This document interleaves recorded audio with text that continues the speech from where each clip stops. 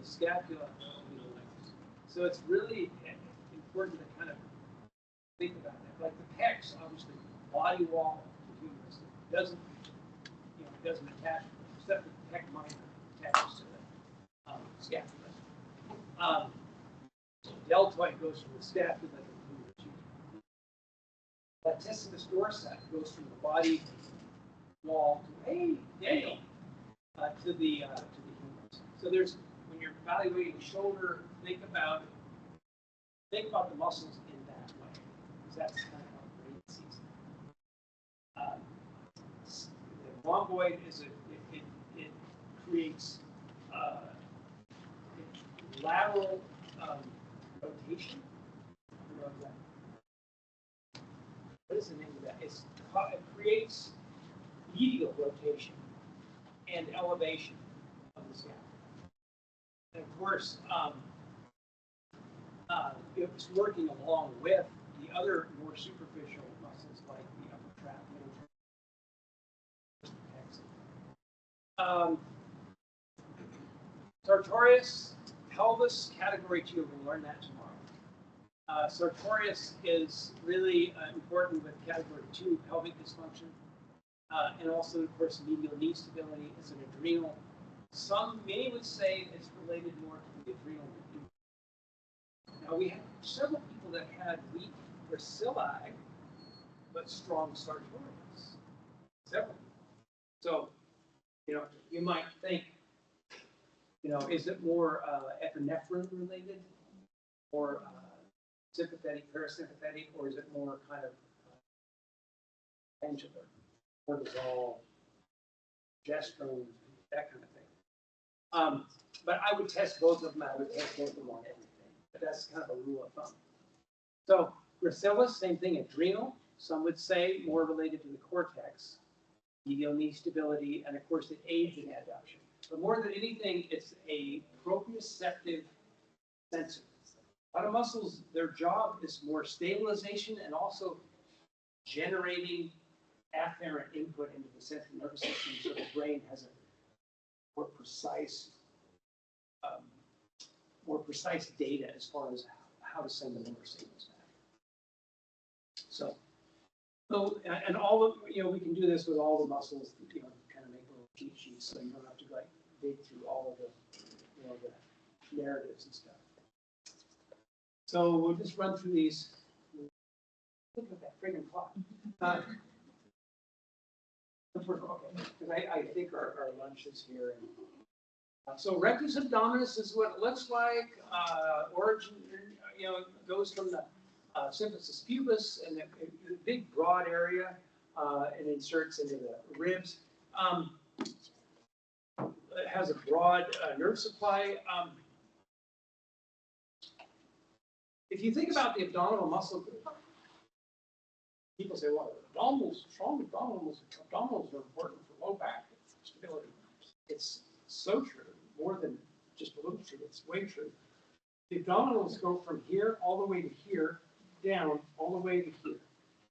So the majority of the lower half of your torso is abdominal muscles. So, and they're often overlooked and they're often weak. So, just dive into them. They get full of trigger points. They get all kinds of issues, special issues. There's more break out of that. My slide got skewed. Somehow when we do the transfer, it moves my lettering around. Let's do that. Anyway, this shows you the obliques. Just think external oblique, internal oblique. That's how you move. The way the fibers run.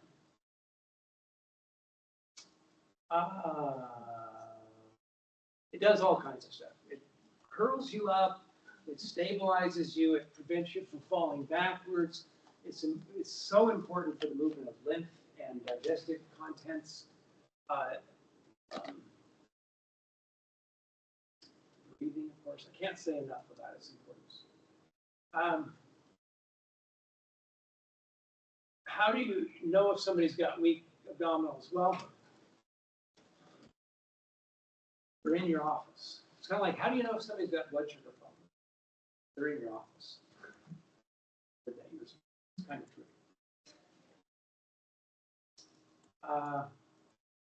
You'll see, I'll see it a lot with low back problems. A lot of times their chronic low back problems are all abdominal. Get them stabilizing their abdominals and doing the right kind of exercises and off the garbage that they're putting in their body, and their low back pain magically goes away.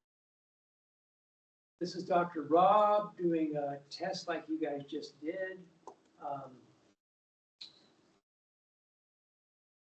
These are the Chapman reflexes. Strangely enough, they're in the medial thigh, and then right here where a lot of other muscles have their Chapman, right at the L5-S1 junction.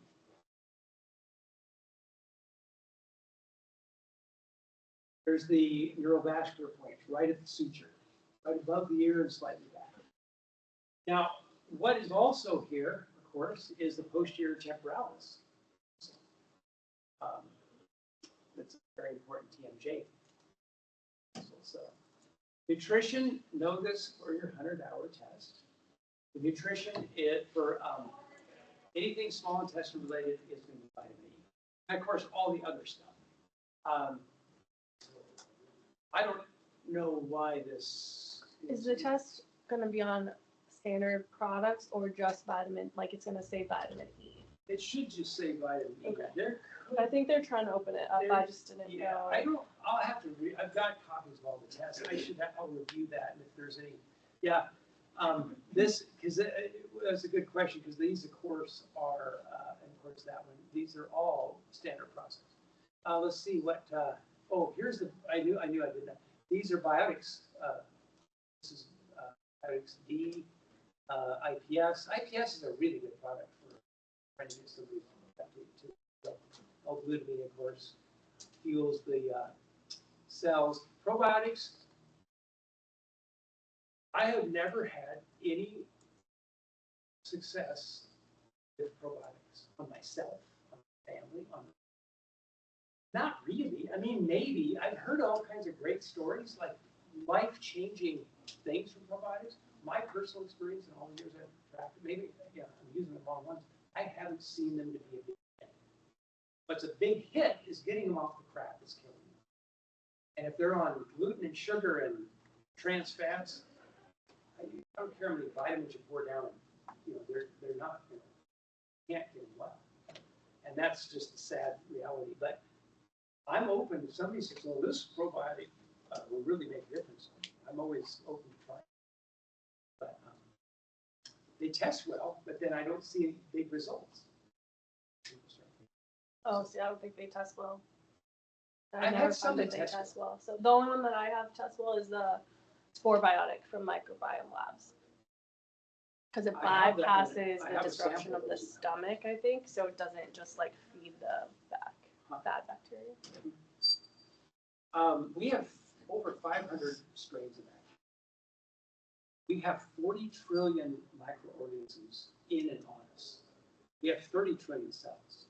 So we're basically the substrate for the microbiome.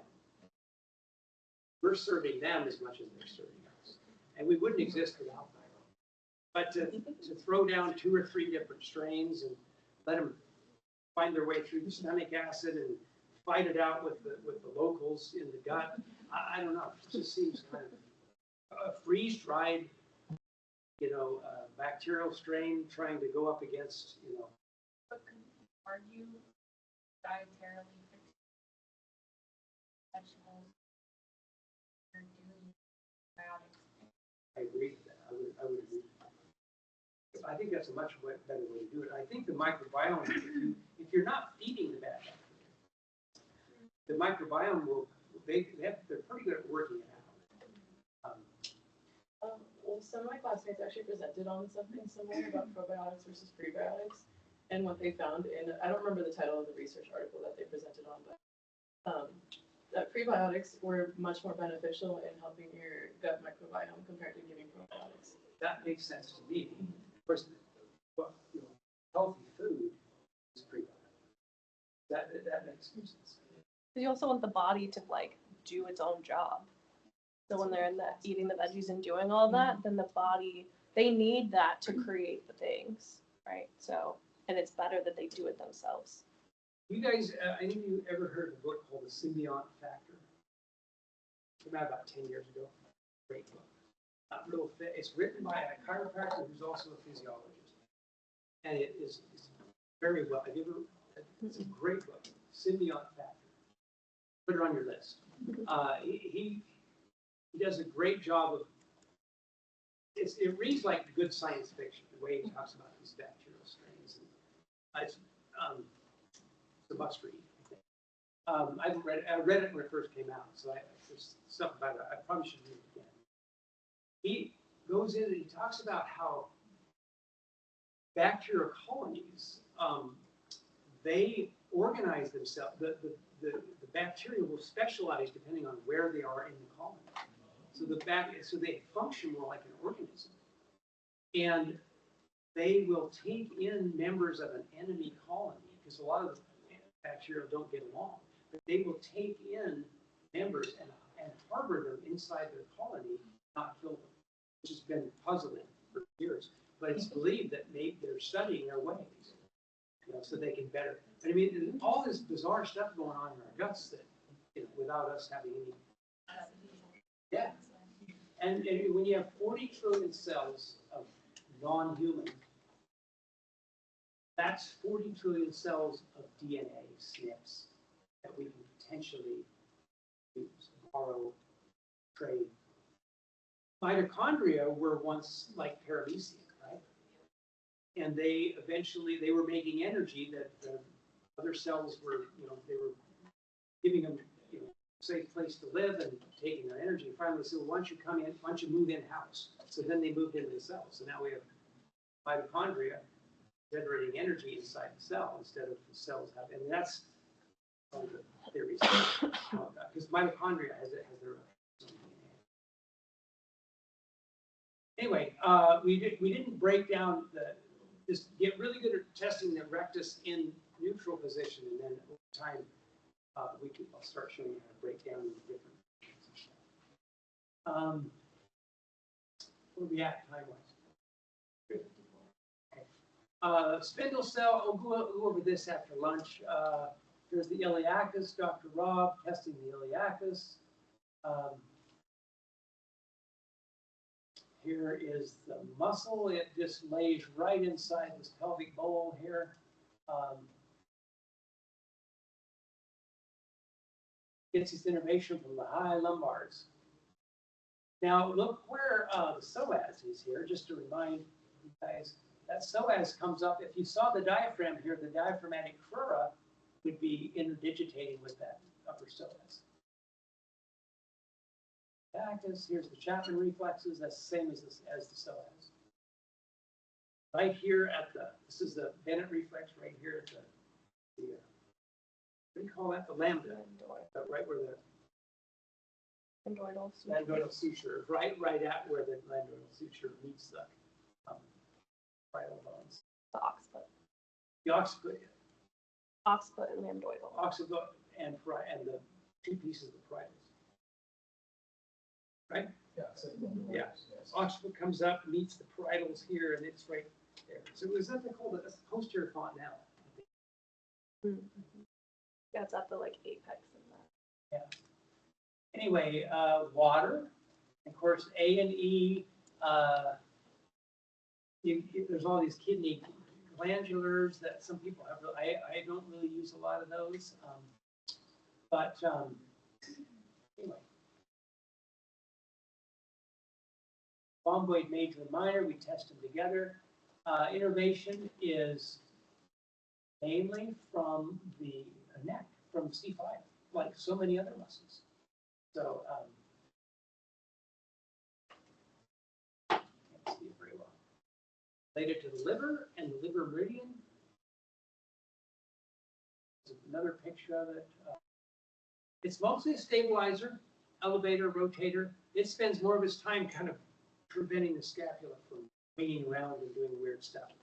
A lot of times you'll have problems with this area if your serratus isn't firing well, allowing that scapula to kind of wing. Rhomboid will tighten trying to control that aberrant motion.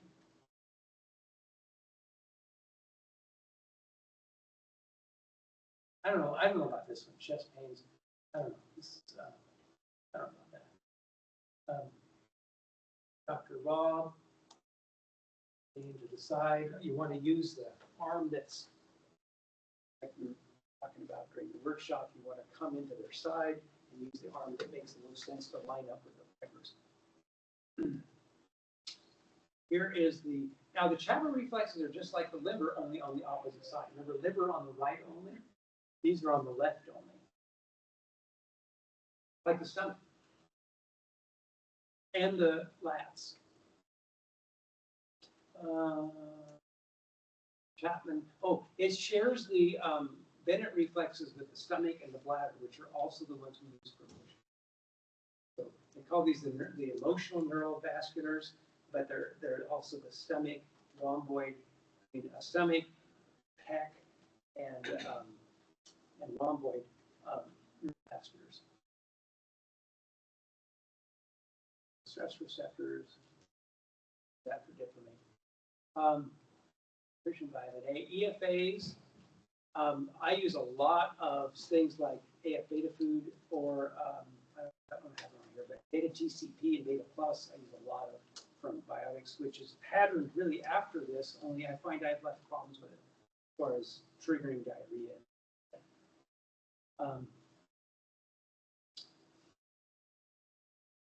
Sartorius, there it is. Sias. It's very intimately involved with pelvic function because of its attachment close to the inguinal ligament.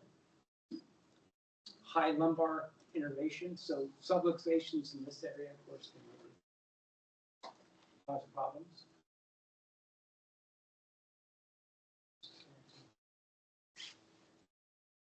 Sartorius, it's on the pericardium, like circulation sex meridian. It's related to the organ, the adrenal, as on the organ basis. Because there isn't an adrenal meridian. So in closed chain, it's a pelvic knee coordinator stabilizer. In open chain, it's going to be going to aid in knee flexion, and it's going to aid in extreme rotation of the thigh. Any knee problem, check these muscles. Dr. Rob. You guys I think you got this down pretty good. There's Dr. Mike. They're using very bad body mechanics himself. I'll have to point that out to him. Same Chapman reflexes for the adrenals. And the same stress receptor. There's a lot of issues with the occiput. I love adjusting occiput. I really didn't learn how to adjust them until I was probably about 10 or 12 years ago. I didn't really learn. Nobody in the chiropractic college seemed to pay the occiput much attention. Psoas, renal, pericardium.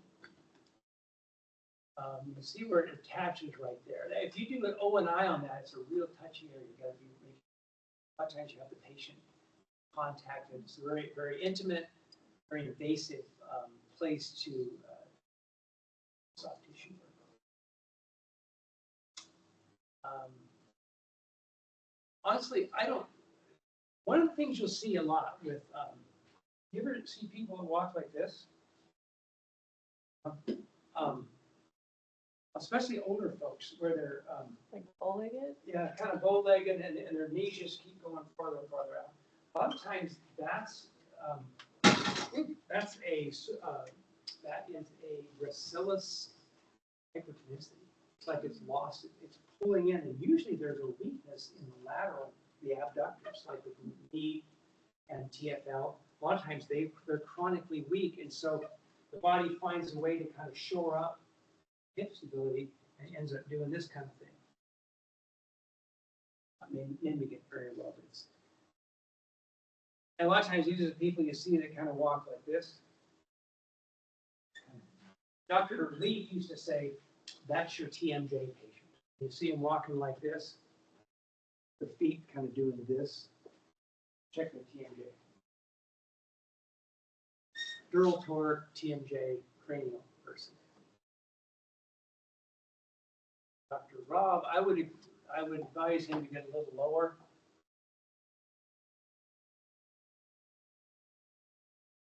Mike, I would advise him to get a little lower, just to save your arms. One thing when you test a few people here and there, but when like I test people all day long, and so I don't like to be too hard on myself. The Chapman reflexes. There's the once again. So adrenal extracts. I love adrenal extracts. They have, some people are into them. I love them. Probably my favorite is ADB5 Plus from Biotics. I've used a lot of Drenamin over the years from Standard. This doesn't have copper. Copper is also important trace mineral for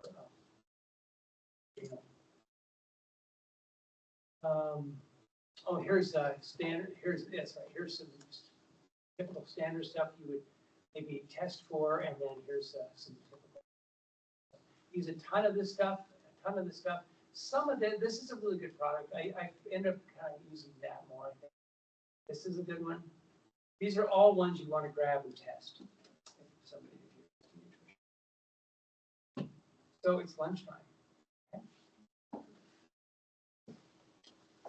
All right, so we have Daniel with Biotics. So this side, Biotics Research, he's in the other room. We got Princess Pita for everybody. So if you guys go over there and get a plate, and then we're just gonna sit there and eat so he can talk. You got a presentation he wants to show you about what Biotics is all about for your practice when you have it. All right, so next door, just swing that door open, throw that weight, and I'll shut this down.